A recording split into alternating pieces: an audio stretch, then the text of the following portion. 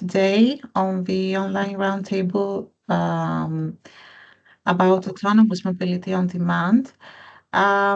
Since we are 2 minutes after 1 and more people are joining, maybe we can wait for 3 more minutes and start 5 minutes past 1 so as to have everyone with us.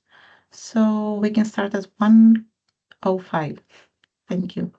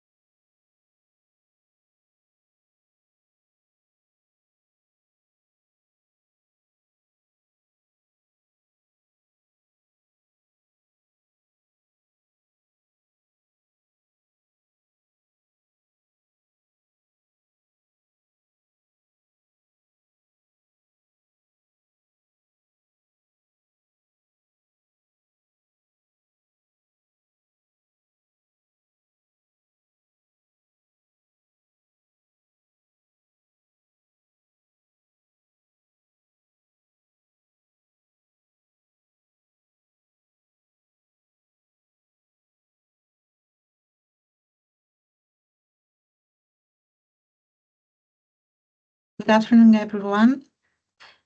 Welcome to the first ArtMED online roundtable.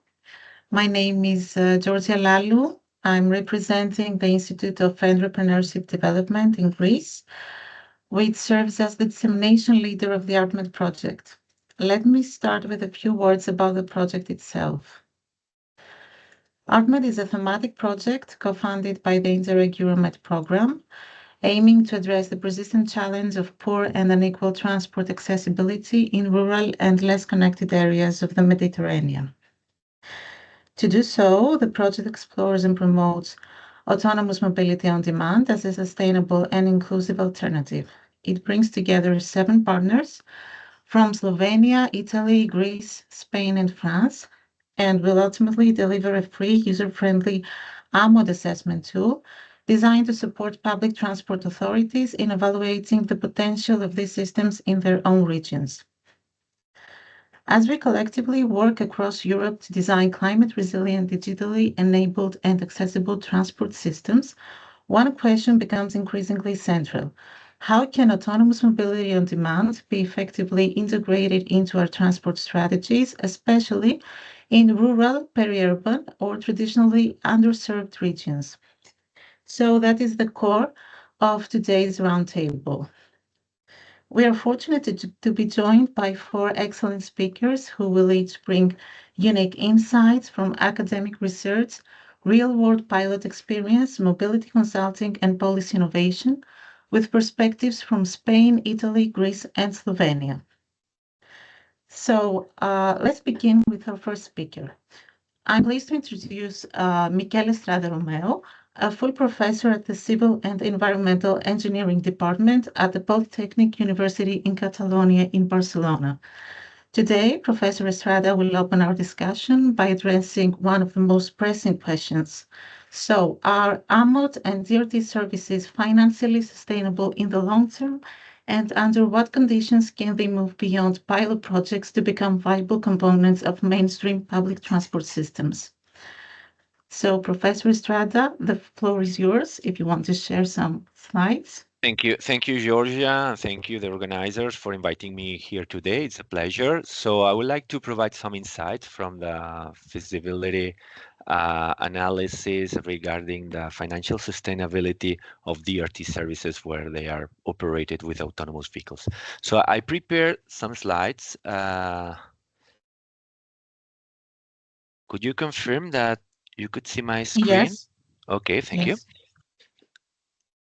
So, all of us, we know, okay, that DRT services have occupied this intermediate scheme in the wide spectrum of urban mobility service between services with fixed routes to the services where everything is flexible, that is taxi service. So there are different implementations in terms of flexibility that have been occupied and have been fostered by local municipalities.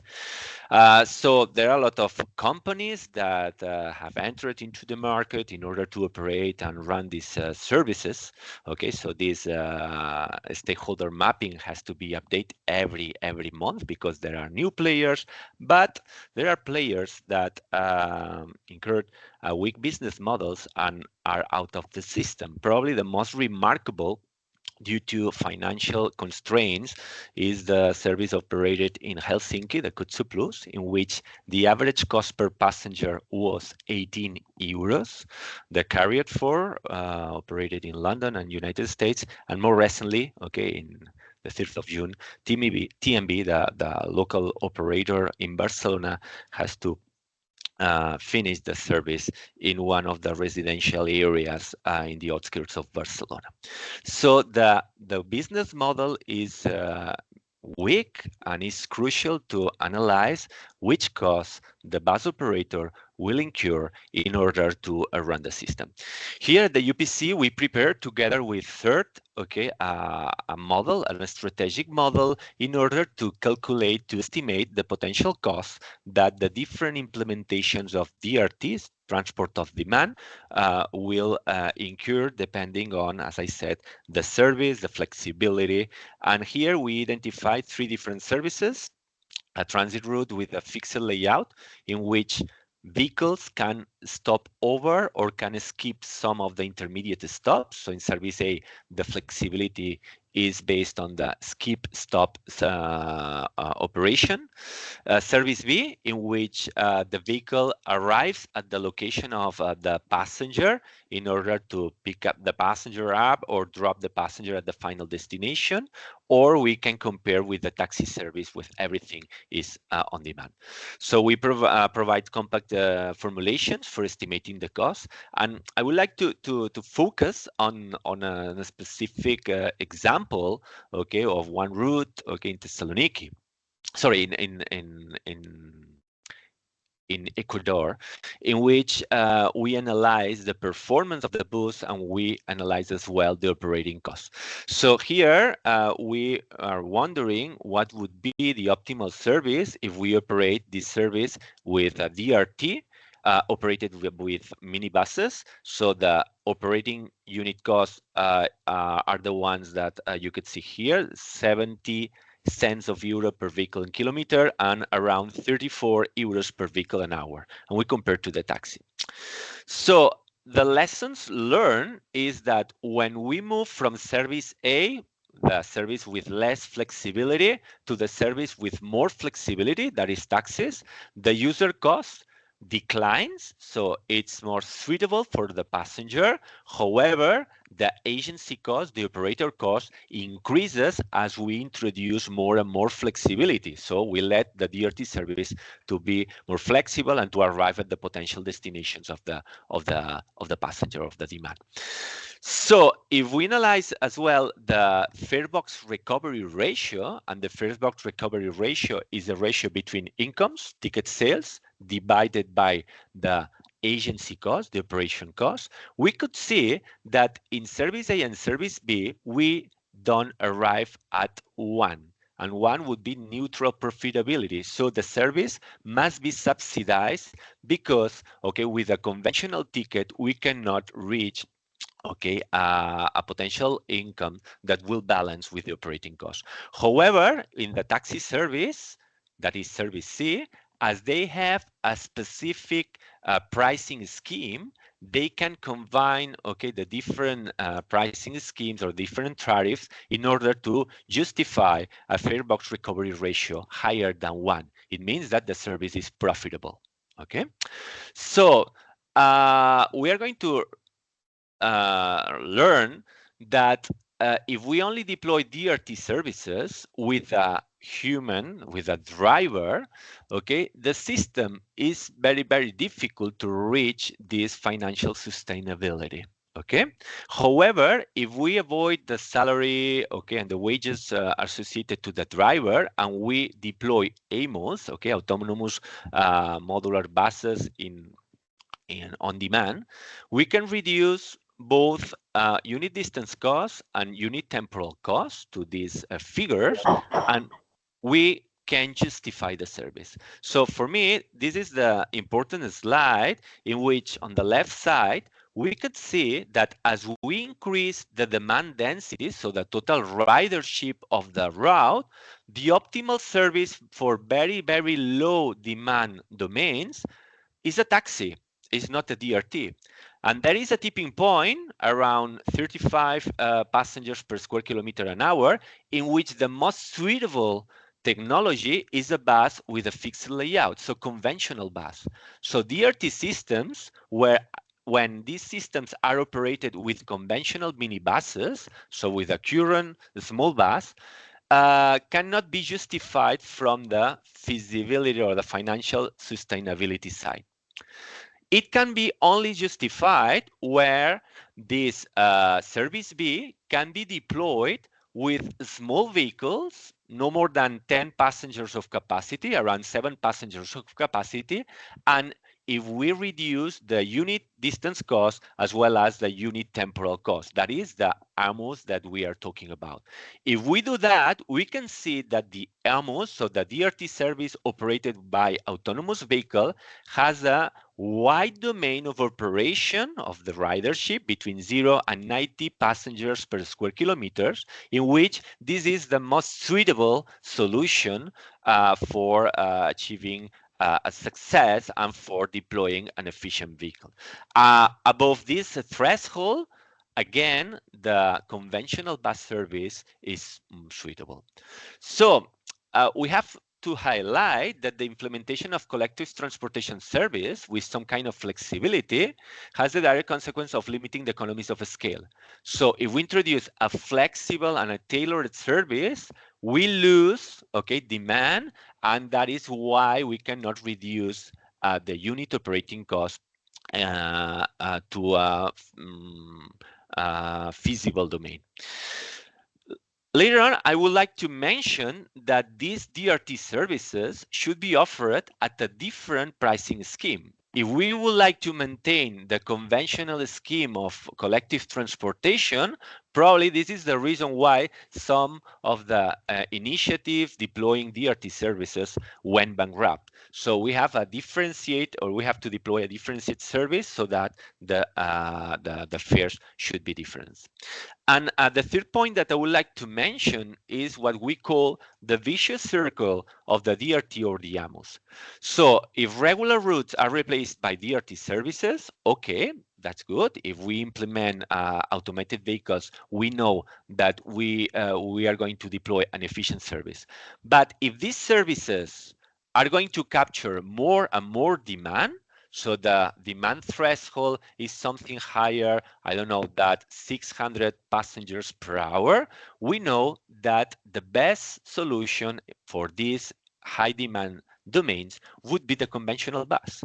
And that is what we call a conventional service. As long as we capture more and more demand, we have to reformulate the design of DRT services because we have to tend to the conventional operation where timetables are offered at the given headway and the stops are visited by all passengers. That's all from my side. Okay, and I'm open to questions.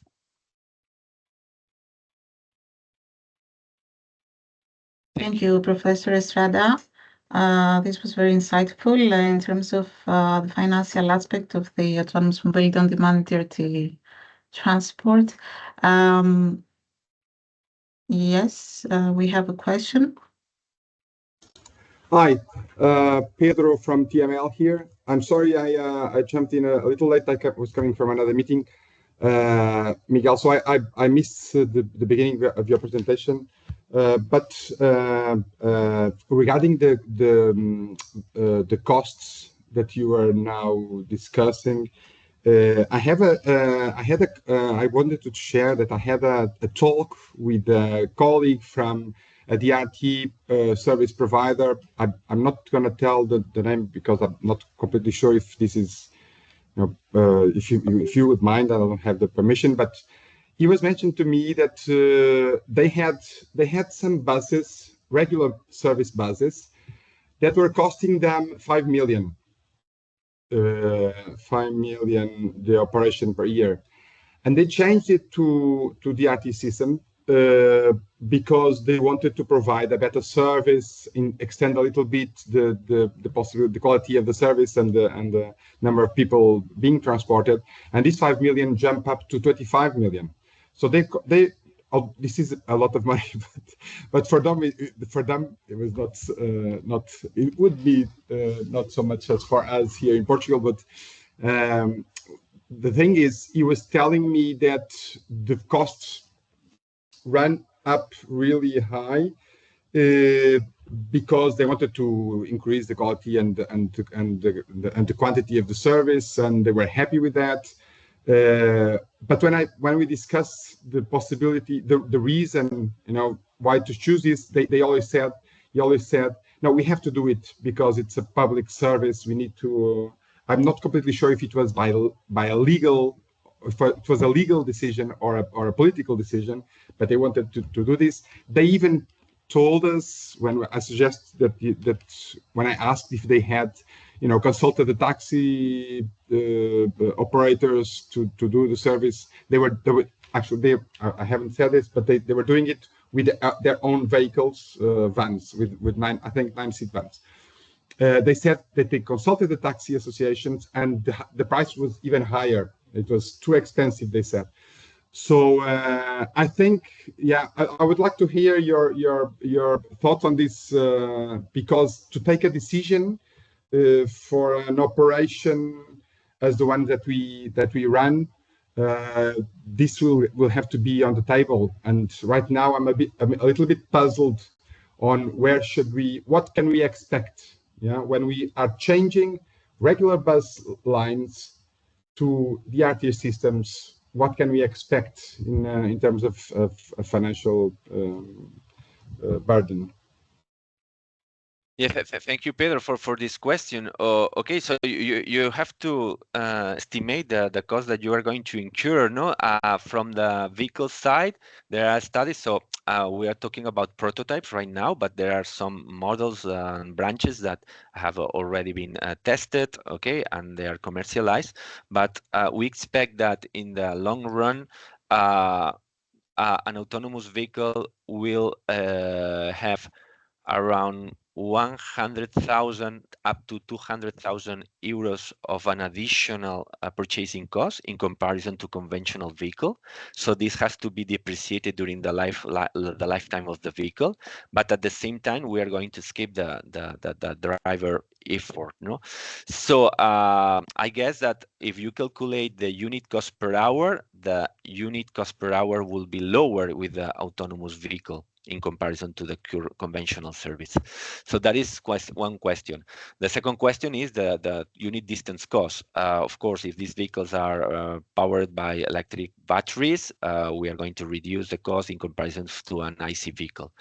But the question is that DRT services are only efficient for users, so they can only reduce the door-to-door travel time if their occupancy is very, very low. If we allow that buses will be very, very busy and they're crowded, okay?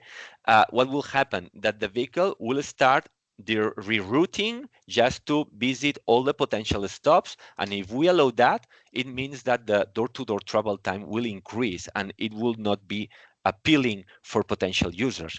So these systems must be operated at a low headway in order, okay, to fulfill the potential user expectations, okay, in terms of travel time. And that is why if we as a urban or as a authority, as a public authority, we plan, okay, we are going to deploy one vehicle and this vehicle will run just at a frequency of 1 vehicle per hour.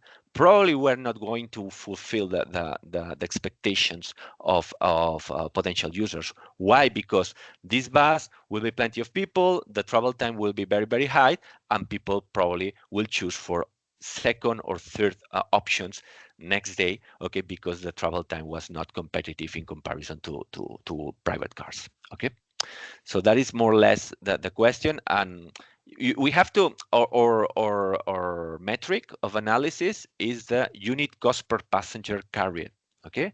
As I said, in Kutsu Plus, an excellent service, 18 euros per passenger carried.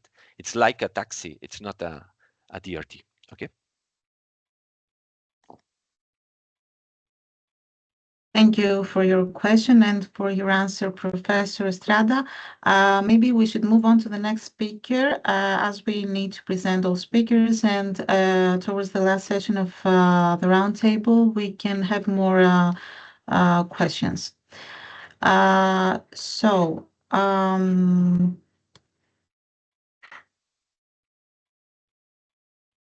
our next speaker is Viktoria Zorba. Viktoria is a sustainable mobility specialist at Rhoé Urban Technologies. It is a company based in Greece that focuses on planning, consulting, and implementing innovative mobility solutions, including autonomous and electric mobility. Viktoria is also a PhD candidate at the University of Florida, specializing in algorithms for connected and autonomous vehicles. So, Viktoria, thank you for joining us. We have the question about what planning approaches do you believe, from your experience, are most effective for integrating autonomous mobility on demand in rural and peri-urban areas? And if I may, second skill of the question, how do these strategies adapt to more complex use cases? Okay, thank you, Georgia, and thank you for the opportunity to be part of the discussion. Yeah, I'm gonna start with the basic 2 points that we have to consider when we start planning about integrating autonomous mobility. Generally, in a specific location, either this is an urban or a suburban environment. So the first 2 things that we consider are the first thing is, what are the mobility needs? So we have to answer the questions: who wants to travel, where, when, and why. And this is the start point where we are starting seeing like what are the gaps in the transportation ecosystem and how we can have something in any form that can serve and can actually cover those gaps. So this is the first point, but it cannot stand by itself. The second part is the thing that we have already discussed, and it has to do with is this actually can be financially viable for a company that wants to invest. So we need to consider both things, because we are at the point where we start moving from the pilot research projects to full-scale operations, city operations. We are in a point where we see like people have started seeing what AI can do. There is enthusiasm, but there are many concerns on that. So the acceptance, the public acceptance, is maybe the key point in investing, for a company to invest in any use case. So currently, as of 2025, Dr. Miquel has already mentioned it. There are like two basic forms when it comes to autonomous mobility. The first one is the form of robotaxi, ride hailing. We are talking about more private or small group transportation, and the second one is the case of the autonomous shuttles, which is currently more related to public transit. So if we talk about robotaxis, which is something that we have seen to be somehow more successful in large cities all around the world, we talk about like more luxury, more luxurious transportation, and it's something that we can definitely see both in urban and suburban areas. So the point is that it's not about the size of the city, but it's about what people use to commute, what they are used to travel with, because we have to consider that we do not only introduce driverless cars, which needs also public acceptance.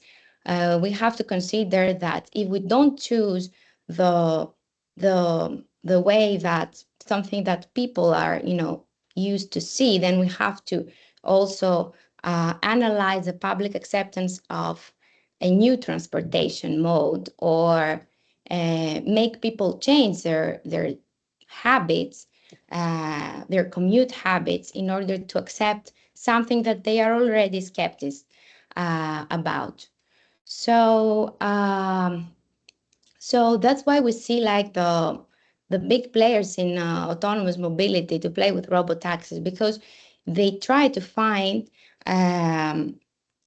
environments, urban or suburban, where point-to-point transportation is successful, or ride-hailing. Generally, those models are already successful because they do not want to risk working with models that they are not successful. So they're trying to mimic those transportation modes with autonomous vehicles, and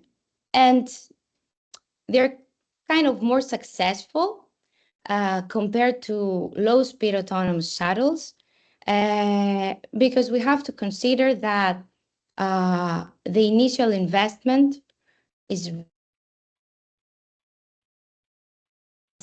it has already been mentioned in the previous presentation.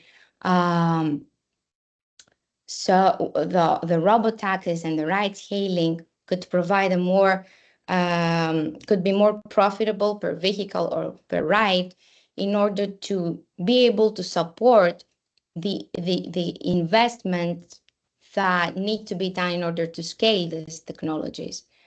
So if you ask me, what is the most promising use cases? What are the most promising use cases? There are a lot of things that we can consider, that we can think about. For example, we can think about autonomous shuttles in more controlled or semi-controlled environments, And those are really good ways to connect the dots and create a sustainable ecosystem, a sustainable transportation ecosystem, where even the more undeserved communities can be served. But when it comes to the financial sustainability of those models, the most important problem is that this market cannot support at this point the high investments that need to be done from the companies that want to invest in this transportation, in this specific transportation mode. So that's why we don't see too many advancements in this field. We still see like very low speed vehicles that still need a safety operator. They operate at L4, but then they suddenly, there are times that they need the control by the safety operator. And that's because those companies cannot scale these technologies easily. So for now, I believe that we can see those forms of transportation in more controlled environments or semi-controlled, like campuses, like airports, like seaports, where there is no need to scale up that much the technology behind those vehicles. So we're talking about more fixed route planning, and this can also both be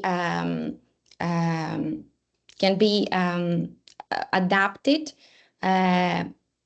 according to whether we have an urban or a suburban environment, because in an urban environment we can probably have like more things to consider, more traffic, but when it comes to a suburban area, the challenges maybe are less in terms of traffic, but we have much more challenges in terms of infrastructure, which is very important also for implementing any type of autonomous mobility. There has to be like a strong private public sector collaboration in both cases. But when it comes to autonomous shuttle, which has been introduced as a more likely something that will connect the dots in the public transit and be able to serve as a last or first mile transportation, then this collaboration needs to be much more robust, and it also depends in other things that probably will be mentioned later on in the roundtable. But for now, I believe that if we can see like a promising, realistic use case even for suburban, I would say that would be the robotaxis, because the big players now invest in robotaxis, and those are going to give the data and the knowledge to scale the AV models. So yeah, that's all from my side. I don't know if you want to add something, if you have any questions. Thank you, Viktoria, for such an insightful perspective from your field. I would like to move on with the next speakers to close the speaker interventions, and then we can have a session with questions. So keep your questions for Viktoria, as well as the rest of the speakers that will follow, and for Professor that presented at the beginning. So moving on, we are also joined by Martina Carra. Martina is an architect working with the local public transport agency responsible for mobility planning in the province of Brescia, Italy. Martina will share the experience of the Sirmione Camo Bus, a non-demand public transport service operating in the tourist-heavy area of Lake Garda. This case illustrates the practical realities of planning and operating in a small but dynamic city. So, Martina, thank you for being here with us, and the floor is yours. Thank you so much, Jordan. I ask to you if you see my presentation. Second. No, we can see your screen now, your desktop. Did you see now? Yes, yes, yes. Okay, so I'm starting. So good morning, everyone. Today I'm pleased to be here. Thank you for your invitation. And according to the email from ArtMED, today I present to you a case study on our experience on demand public transport service that we activate and experimented in the city of Sirmione in Italy. So with the goal to improve accessibility, efficiencies, and user satisfactions of the city. And maybe next to the end of this presentation, define some suggestions on AMOD as a development of these systems types. So just to start a little bit of context, Sirmione is a very small, a small town located on the Lake of Garda, with about 8,000 residents.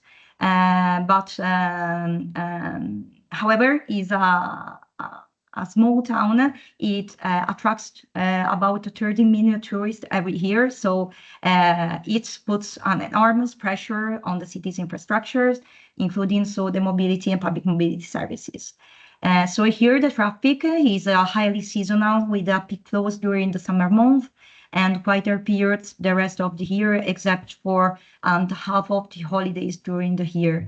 So this context, these frameworks create a very understandable and hard to manage mobility system. And also, if we consider that this small town have limited financial and operational resources. So to understand the change between the new and the old services, and this slide, I show the previous public transport system that was built around a traditional public transport services. So was with fixed route and schedules that concern one suburban. Just I take the pointer. So a suburban bus line here, and two urban bus line. The first here is in black is a bus line that catch the tourist demand because it serves this area that is the historic center. It is characterized by the shuttle bus with a high capacity because it has 120 person seats. And here in this case we have a medium high occupancy rate during the years. And the second is a second urban bus line here in blue, with the red is the bus stops. The obviously is the commuter line bus that serve the most residential area. And we operate on this line because if you see here this chart, the chart that showed average passenger for ride and for hour. And we see clearly we have here 6 passengers. It's inefficiency. So the average occupancy rate here is above the 15%. So meaning that the bus were running almost empty. So to take this problem, we change this line, replacing it with a normal demand public transport services as a much more dynamic, flexible, and user-centered solutions. So at the beginning, the service was a traditional phone call booking bus. By the 2024, we update an app, so the user can book the ride through an app that show the available ride and let them select to the most convenient ones. So the passenger can choose day departure and arrival stops and specify how many persons are traveling.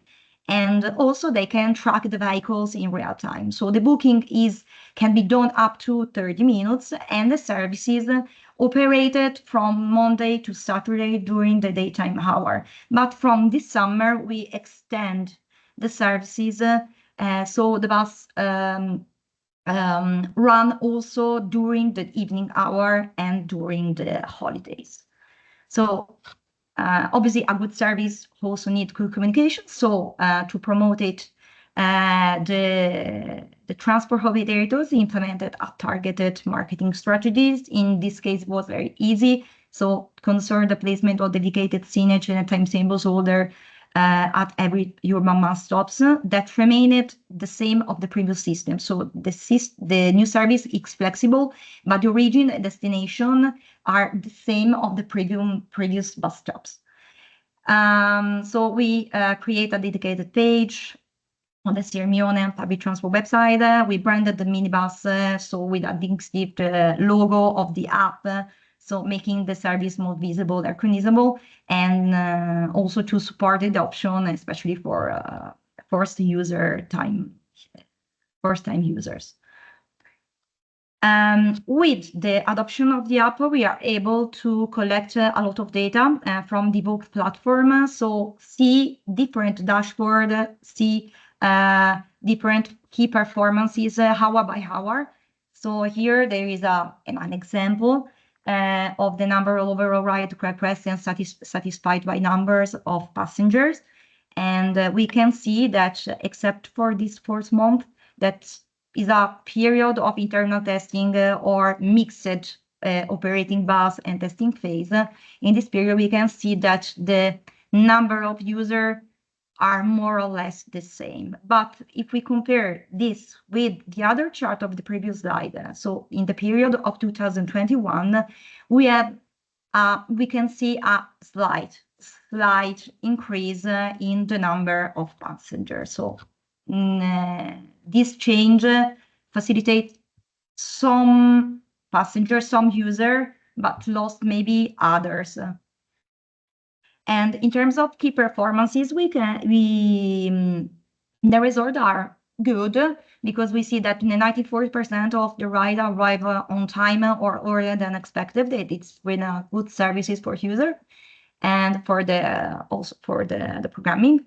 And 77.5% of bookings were made directly via the apps. So these results show a digital adoption of the user in these services.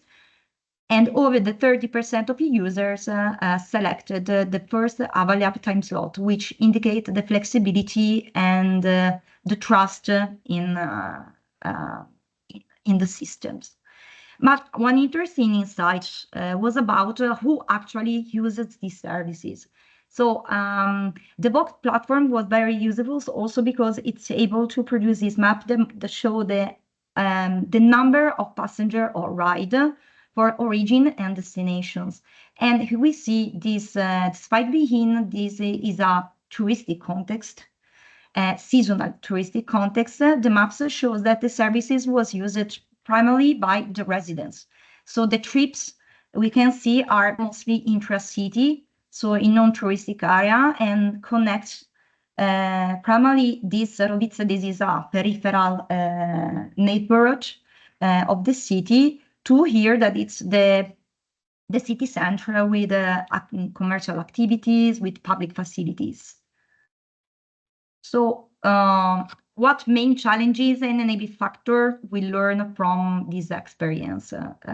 So first we see that from the user perspective, the services was easy to use, obviously most for the digital skilled person. We have a cost efficient, is most cost efficient compared to the previous one in terms of also of public funds.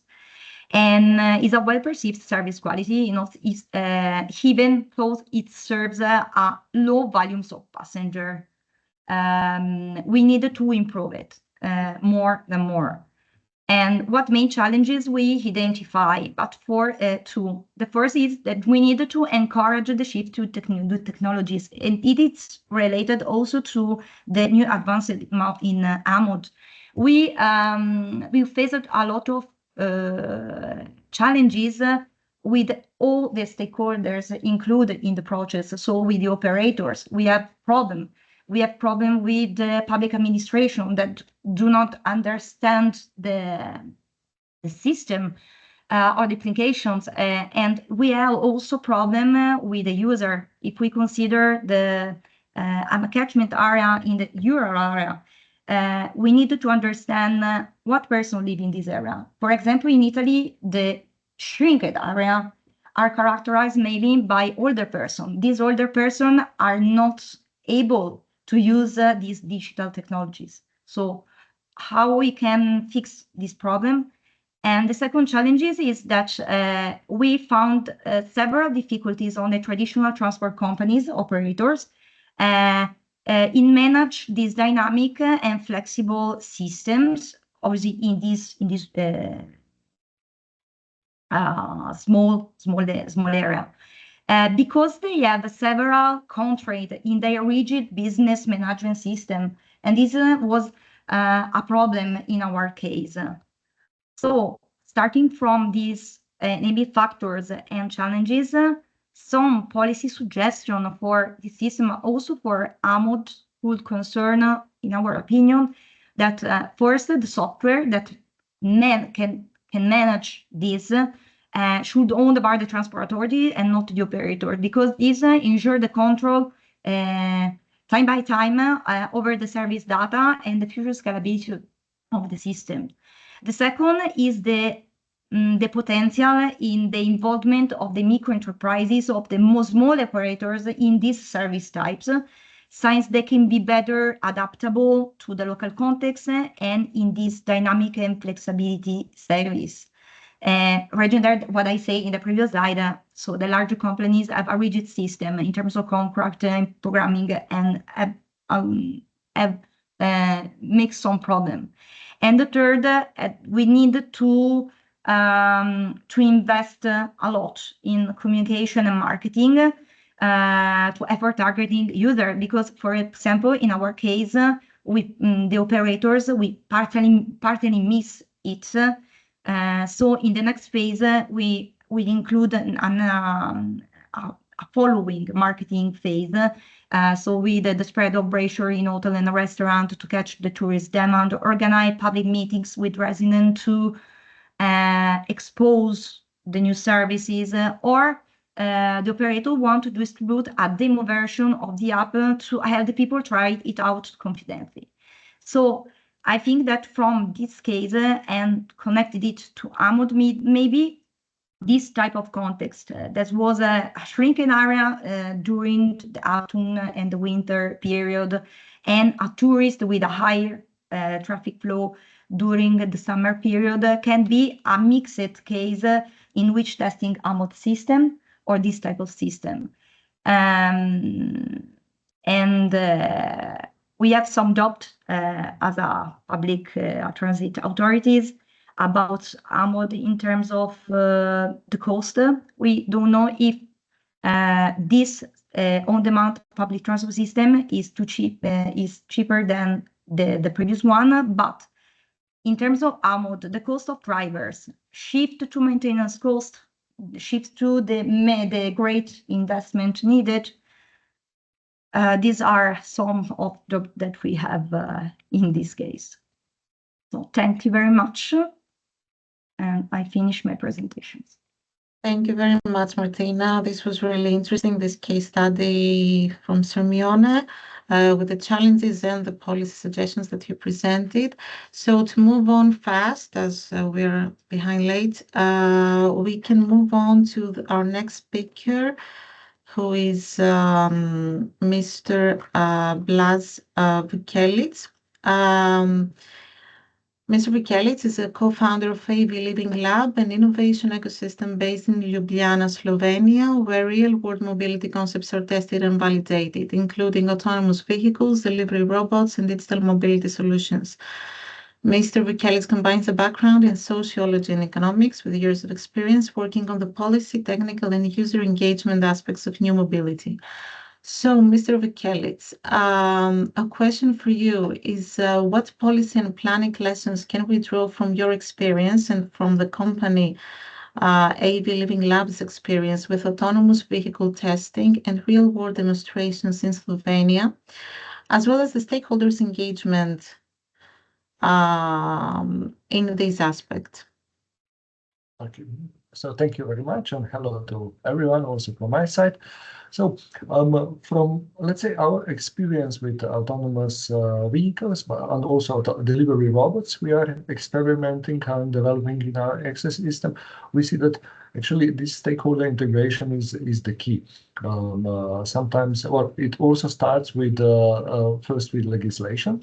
I think one of the main challenges of autonomous vehicles implementation is that Europe can be a bit more conservative regarding implementation of this autonomous vehicle, also based on the risk it may pose to the public.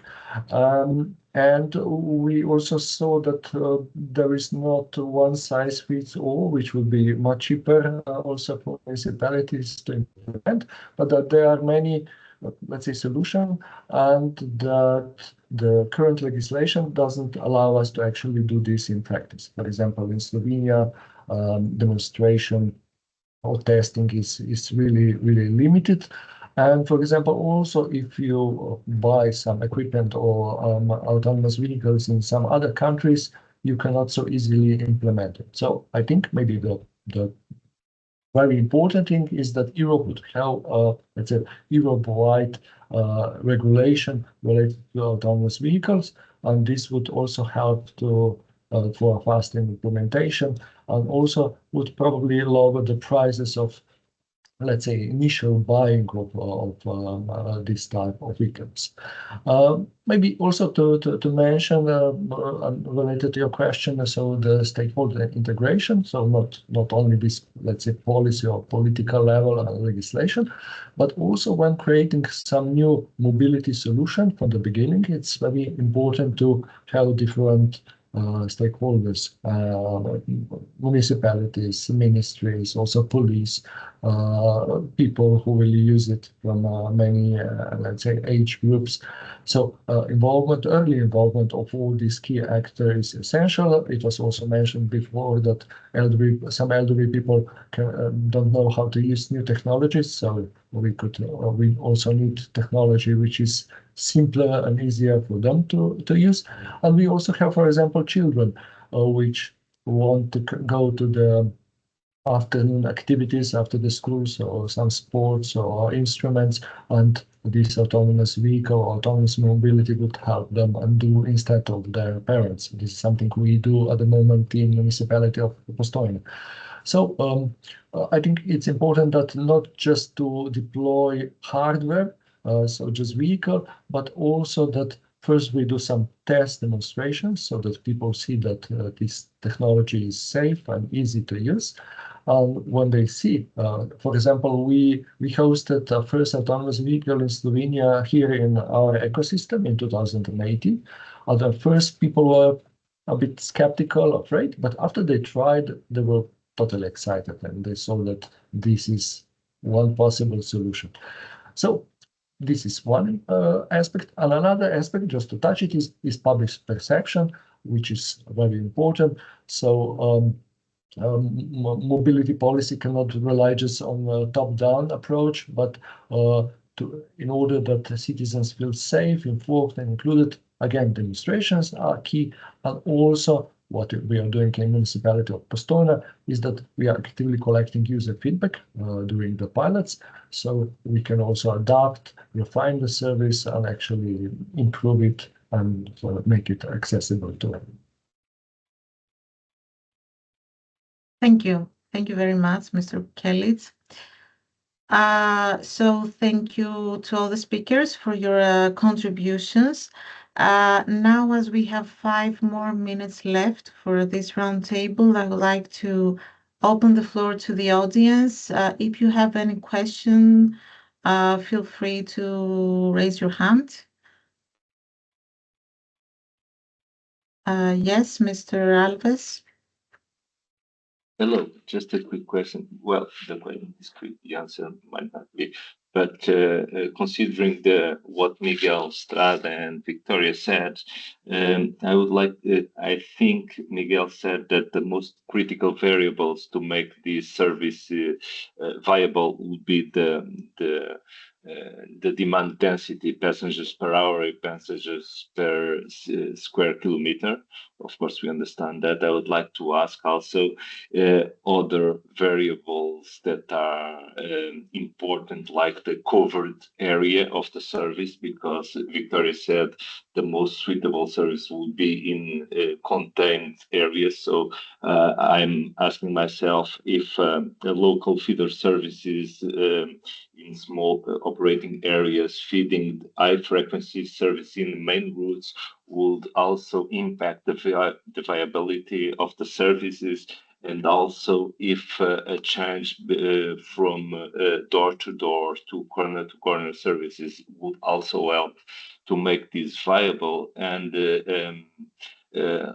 And another aspect that I would like to explore, because Miquel said that when the demand is too high, the rerouting of the services would make the service not viable. I would like to ask also if we mix together a maximum detour time of a service and with a better, a more intelligent vehicle allocation, we could mix these kind of services with taxis when a service cannot be answered by the conventional vehicles. We could add a taxi to serve a certain passenger, so the detour time will not increase. Well, several questions, but just issues that I would like your comment. Thank you.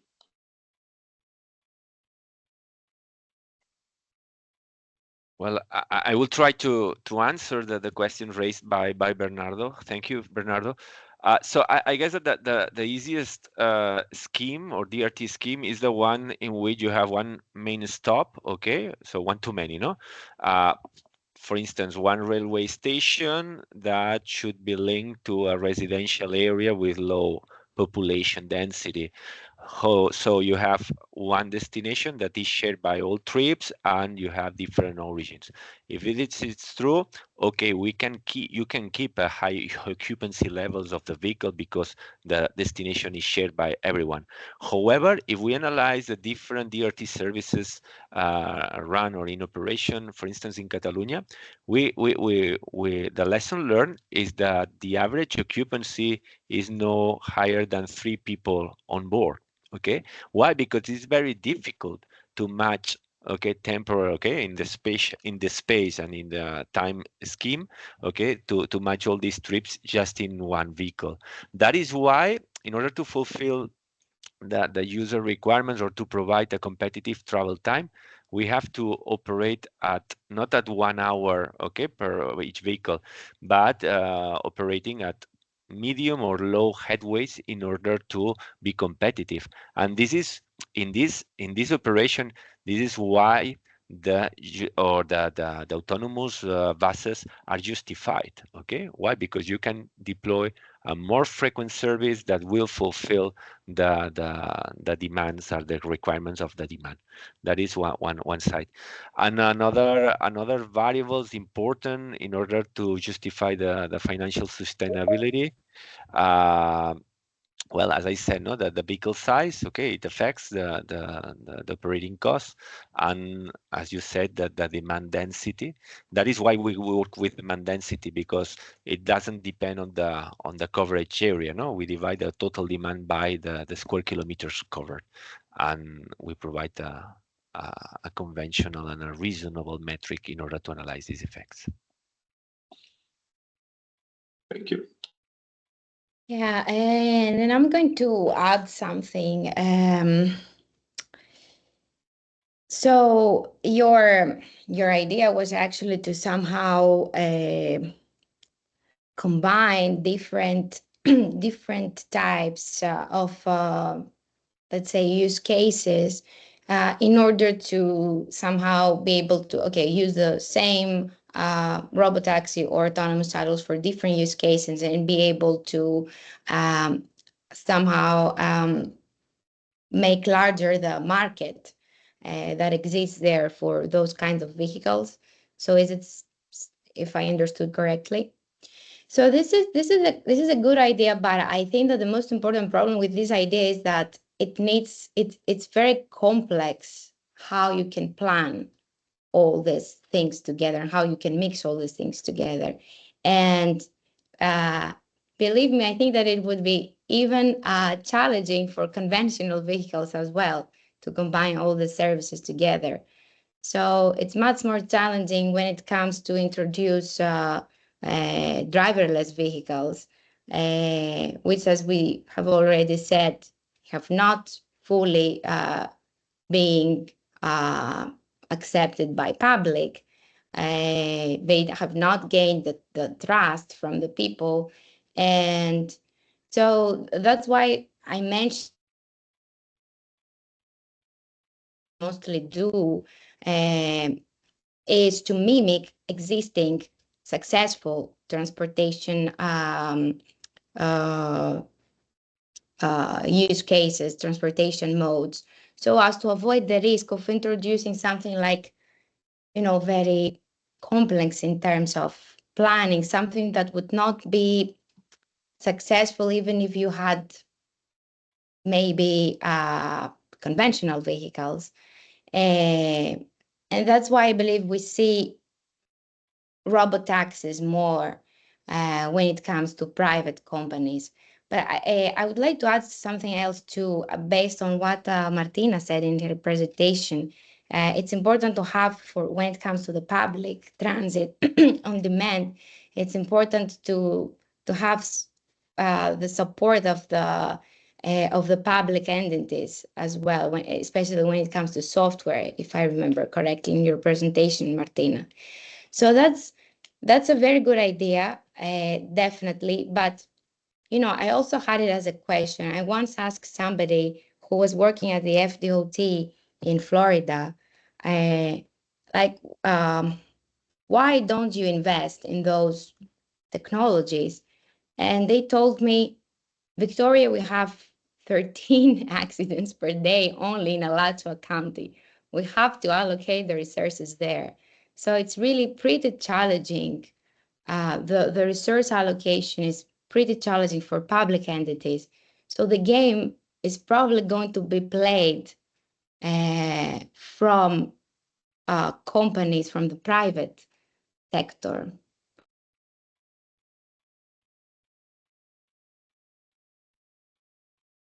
Okay, thank you. Thank you, Viktoria and Miquel. Is there any other question from the audience?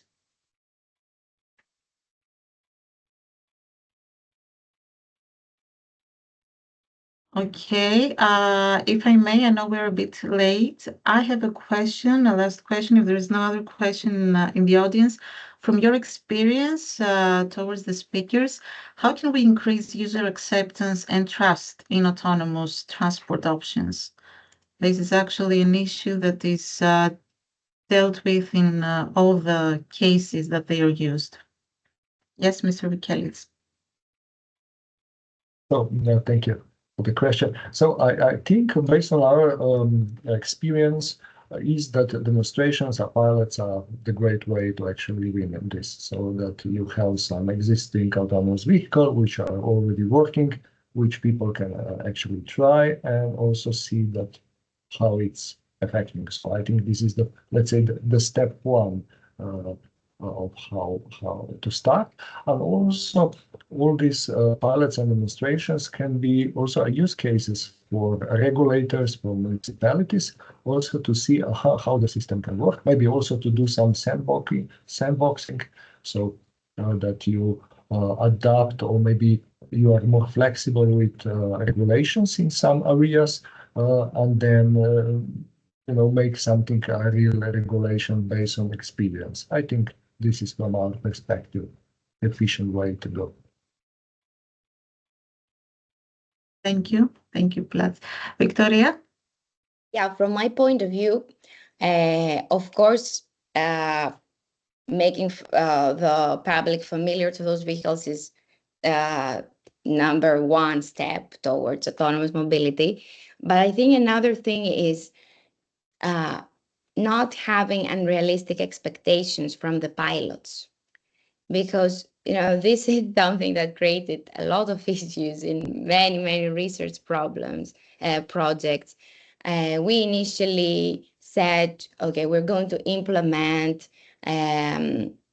these autonomous shuttles in, let's say, in a more congested area in terms of traffic, and we expect to operate at L4. And then in the end, we saw like that we had issues with this because we have to consider that there are a lot of parameters that could end up having a project not being that much successful as it was planned initially. So if we present something wow to people, then they expect to see something wow. And the technology, especially for the low-speed vehicles, is not there yet. So that's my point of view regarding public acceptance, not being realistic in what we expect to see. Yeah, thank you, Viktoria. So if there is no other question from the audience, since we are already 7 minutes late for the roundtable, maybe we can wrap up.